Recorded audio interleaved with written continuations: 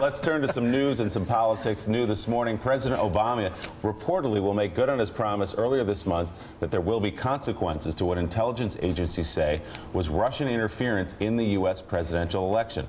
The Washington Post reports the administration readying its response.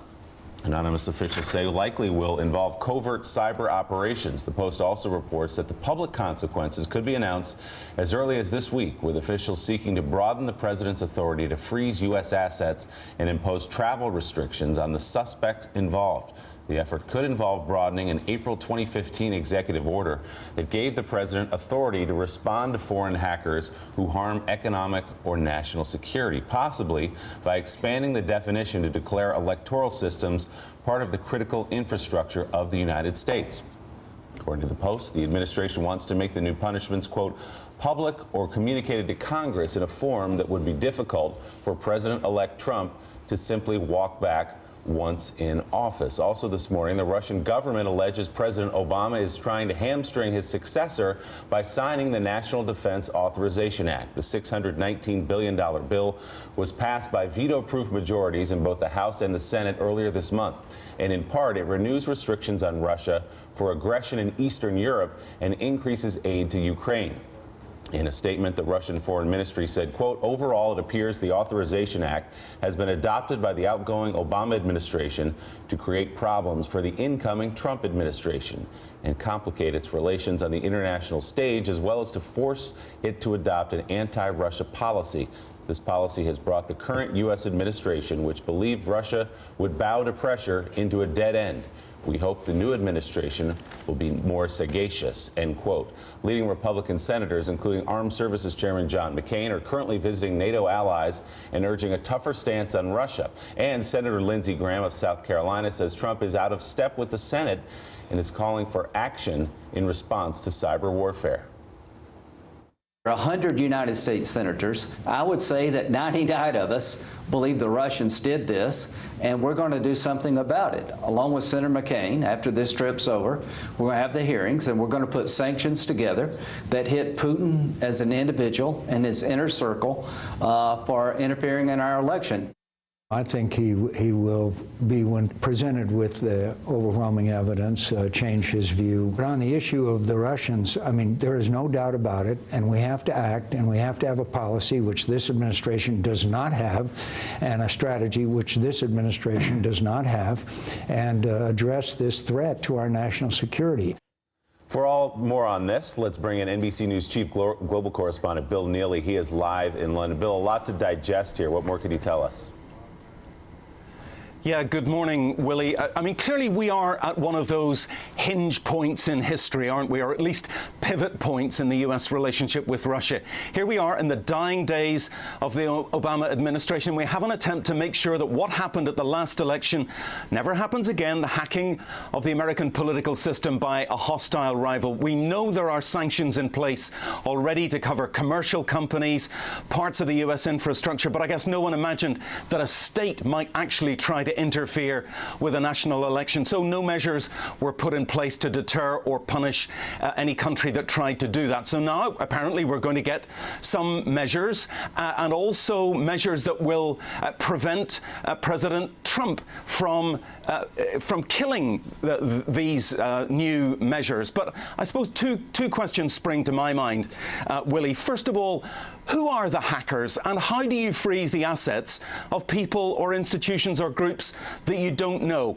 And here we go again with sanctions. I mean, how many more sanctions can be possibly effective against Russia? President Obama says there are already an enormous number of sanctions. Have they deterred Russia's questionable behavior in a whole array of areas?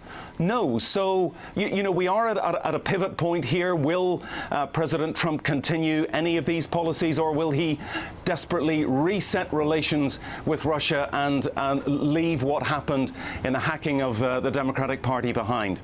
That's what we don't know yet. 23 days, we'll know. President Obama trying to make it more difficult for Donald Trump to do that. Bill Neely in London for us this morning. Bill, thanks so much. Sam Stein, I'm wondering what goes through your mind when you hear that Washington, the Obama administration, intends to take covert action against the Russians for their role in in interfering in our election, and they announce it publicly. You announce covert action publicly. Yeah. Well, what goes through my mind is it's probably too little and way too late. As Bill noted, we already have a fairly robust sanctions regime against Russia. The Russian economy's suffered in part because of that, in part because of the drop in oil price. So it's not entirely clear what the economic leverage we have is. But beyond that, even if we were to put this in place, it's also not clear what would prevent Donald Trump from ripping it up. It's also well beyond the point where confidence in our democracy has been tested, if not shattered, for a lot of people, and where from Obama's perspective, his legacy, his political legacy that he built up for 8 years, is now at great risk. So yeah, I mean, the punishment probably does need to come down, but the cost that was incurred to get to this point is massive for President Obama, and a lot of people looking now say, where was the action prior to November 8th? What took so long? Also, I do want to see a public accounting, a more thorough public accounting of what exactly transpired, and within 23 days. I'm not sure the intelligence community can or will put something that comprehensive out and together that would allow us to understand exactly what transpired and why it did happen. And I think, what we learn about that, to that point, is going to depend a lot on what happens with, we played Senator Lindsey Graham and John McCain talking about this, and they are extraordinarily focused on it, starting with the hacking, but also, more broadly to the actions that Russia has taken in the Ukraine and elsewhere in threatening ways. But they are already shaping up to be a little bit at odds with Mitch McConnell, who wants to keep this, procedurally in the Intelligence Committee, which essentially means he wants to be able to keep more of it behind closed doors. And Graham and McCain want to do these more aggressive investigations. McCain wants to have a subcommittee on the Armed Services Committee to kind of push more of this out there and to try to essentially set them up at odds with Donald Trump. I mean, they do not think that the way President-elect Trump has talked about this is healthy for the country. McConnell has sort of erred on the side of protecting Trump. You're spot on, Casey, and because what we're watching is not only a foreign policy standoff between the U.S. and Russia, but a foreign policy standoff between the president-elect, and even some Republicans in Congress. And I think the dynamic, especially people on the inside of Trump's orbit, they're unhappy right now with the White House. I was speaking to some of them last night. They said, yes, they did start to act on foreign policy with regard to the UN resolution in Israel, and this is usually a quiet period for the president-elect, but they have been wading into foreign policy. But now that they're unhappy with how the Obama administration is moving forward with Russia, because as much as it gets joked about, Trump really does see world order in a different way, in Russia in a starkly different way than most other Republicans and Democrats. Yeah, Rick, so part of this, yes, about punishing Russia, but another half of it from the White House is about preparing for the next administration and what they believe changes might be coming in the relationship from Donald Trump and Russia. Well, it's kind of interesting. I mean, the president said, I think as recently as yesterday, said he was going to be quiet for a while. Yet while he's leaving, he's doing all these things. But I think they're going to have the opposite effect, actually. I think elections are about change. This election certainly was about change. And he is drawing the contrast of that change even more starkly, because President-elect Trump will have the opportunity to solidify his relationship with Bibi Netanyahu and Israel with the UN vote that just occurred. And here again, presidents can do enormous things with regard to foreign policy to reverse what Donald Trump is going to do. And similarly with the, putting part of the Atlantic Ocean off limits to oil drilling, I've read forever. It's not forever. It could easily be reversed. So I'm not sure why President Obama wants to engage in all these actions that can be, I think, relatively easily undone. One reason he might want to engage is that it's not just our election that was compromised, but there's future elections, for instance, in Germany and France. And he might look at the international order and say, okay, Russia meddled with our democracy, but we better hope that Angela Merkel, who he has basically endorsed for re-election, we better hope that they don't do the same in Germany. So let's try to put a light on what happened so it doesn't happen again. But so he might be thinking down the road investigation. There's going to be Yes. a congressional investigation. Why not just wait for the investigation and see what? Because it's what it unclear produces? what's It going to becomes come out a of lot that harder for investigation. Trump to undo something public. If you announce an action against Russia publicly before you leave office, it becomes a little bit harder for Trump to undo it without looking like a stooge of Russia. So maybe that's their thinking. Robert, you mentioned Donald Trump has a very, very different view of the world order than does Barack Obama. Spell that out a little. What's his world view? Well, when you look at the consensus in Washington among both Republicans and Democrats, there's a hawkish position, generally speaking, toward Vladimir Putin and Russia and their intervention in Western Europe and Eastern Europe and their role in the world. With Trump, he sees the world in almost a tribal way, and he does not think world order needs to be applied in the same way Republican hawks see it.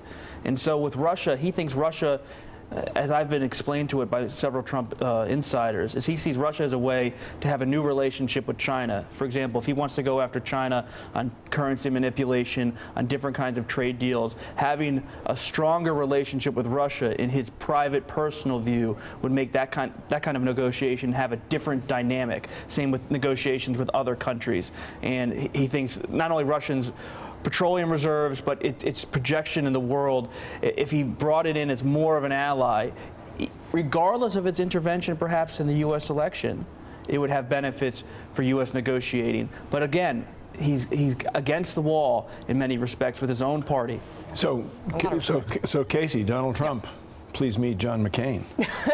Yeah, well, and look, I mean, a lot of these Republicans are careful about how they talk about Donald Trump domestically speaking, right? McCain ran for re-election. He wasn't out there every day trashing Donald Trump. He needed a lot of these Trump voters. But Russia is a place where it's not clear that Donald Trump lines up with a lot of his voters. And a lot of Republicans have this sense that this might be a place where he is out of step with the electorate. And, you know, Marco Rubio is a good example of this. He was one of the only Republicans who, during the election, was out there saying, hey, Republicans, this could happen to you. Stop, saying that this is fine and that we're going to read John Podesta's emails. And I think he's picking up on something that's very real, and Bob touched on it, which is, Republicans do not feel like Vladimir Putin is a good guy. And this, what McCain and Graham are doing here, right?